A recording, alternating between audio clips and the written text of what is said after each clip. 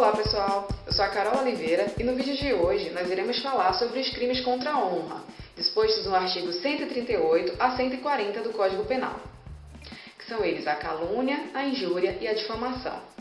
A calúnia é o fato de imputar a alguém fato falsamente definido como crime, ou seja, é falar que alguém cometeu algum crime de roubar, matar, por exemplo, pois roubar e matar são tipificados no Código Penal como crime.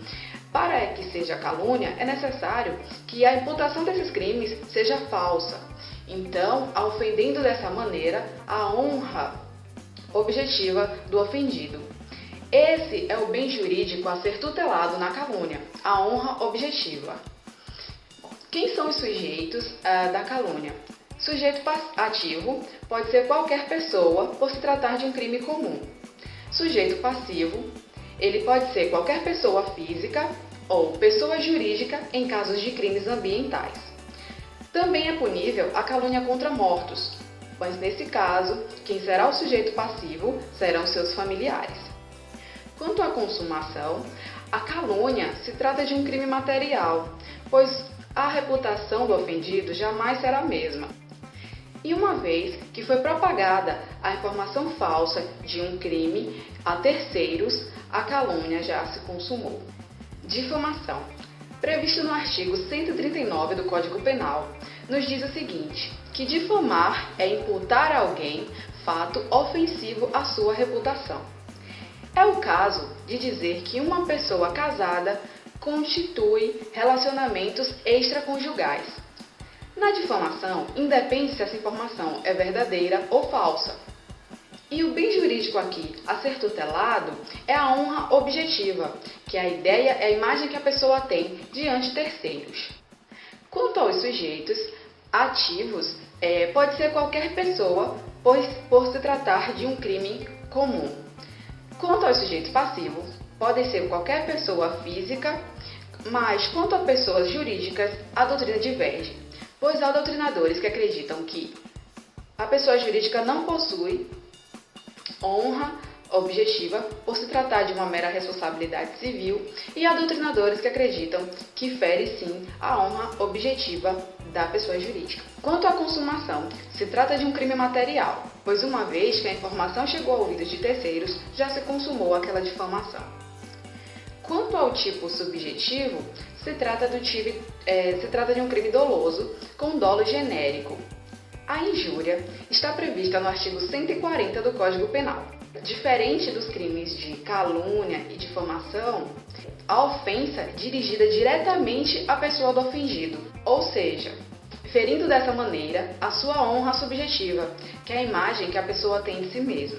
Os sujeitos da injúria são qualquer pessoa, por se tratar de um crime comum, os sujeitos ativos, e os sujeitos passivos, qualquer pessoa física, mas não pessoa jurídica, pois entende-se que pessoa jurídica não possui honra subjetiva. Quanto à consumação, se trata de um crime material, pois o crime se consuma a partir do momento que a ofensa é proferida diretamente à pessoa do ofendido. Bom, agora vamos às diferenças entre calúnia, difamação e injúria. Na calúnia, é a imputação de um fato falsamente tido como criminoso.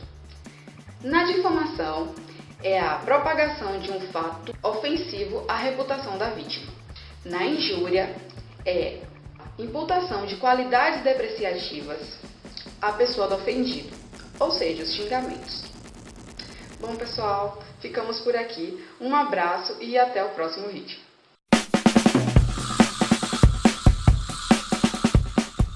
Saudações acadêmicas, hoje vamos falar do tipo penal injúria racial. A injúria racial, o seu bem tutelado, é ofensa subjetiva, ok? Ela está resguardada no artigo 140 do Código Penal, na sua parte especial. Ou todo crime irá utilizar-se de elementos ligados à raça, como etnia, religião e condição de idoso ou deficiente.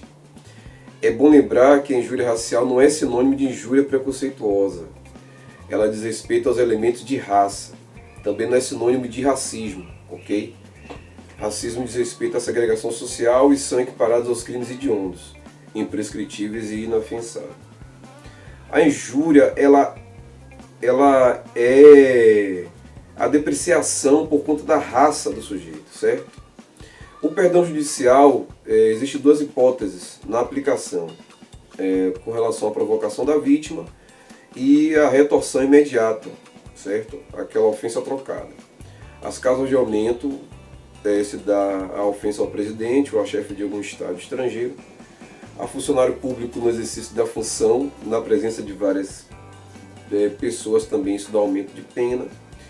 Quando é utilizado meio de fácil divulgação, você coloca na internet, né? Praticado contra maior de 60 anos, ou portador de deficiência, isso também dá aumento de pena. Agora ficar atento nessa questão da ofensa ao deficiente com relação ao bis idem, ok? E a pena dobra se houver promessa de pagamento, certo? A causa permissiva, ela exclui a ilicitude da conduta. O artigo 142, ele vai falar da ofensa irrogada em juízo na discussão entre as partes em função do seu procurador, do seu advogado. Não é permitido exceder os limites, né? Mas os advogados acabam, né? As que diz respeito à liberdade de expressão, eu posso me expressar livremente. O servidor público, por exemplo, do Ministério Público pode manifestar, inclusive, a sua opinião contrária de alguma coisa. E aquela que está fora desse padrão, que é a imunidade do parlamentar, certo? Ele tem essa imunidade. A retratação, que vai falar o artigo 143, que não irá se aplicar à injúria, ela só ocorrerá antes da sentença, certo? É o que? Ela vai desdizer o que foi dito, né? Mas só é aplicado ao crime de calúnia e difamação.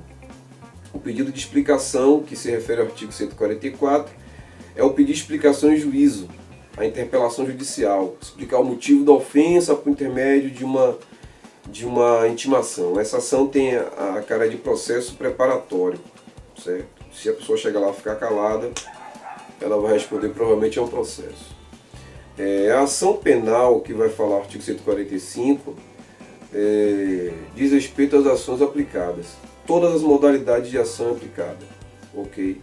A ação pública incondicionada, a ação pública condicionada, a condicionada representação do ofendido, a requisição do ministro da Justiça, a ação penal privada, certo? A regra é que a ação penal será privada para os crimes contra a honra, ok?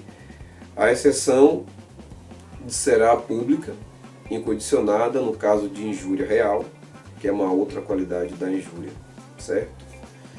Será ação pública condicionada, a requisição do ministro da Justiça, no caso de crimes contra a honra do presidente, né, ou daquele chefe de Estado que esteja ali no país, e aí sofra algum tipo de injúria.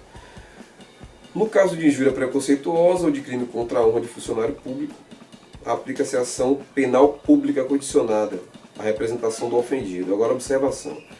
Nos casos de legitimidade concorrente, a súmula 714 do Supremo Tribunal Federal, nos crimes contra o funcionário público, no exercício da função dele ali, o mesmo poderá escolher entre ação penal condicionada ou ação penal privada, ok? Então eu vou me despedindo aqui e na próxima eu vou trazer também um tipo penal bastante interessante, tá bom, pessoal? Muito obrigado.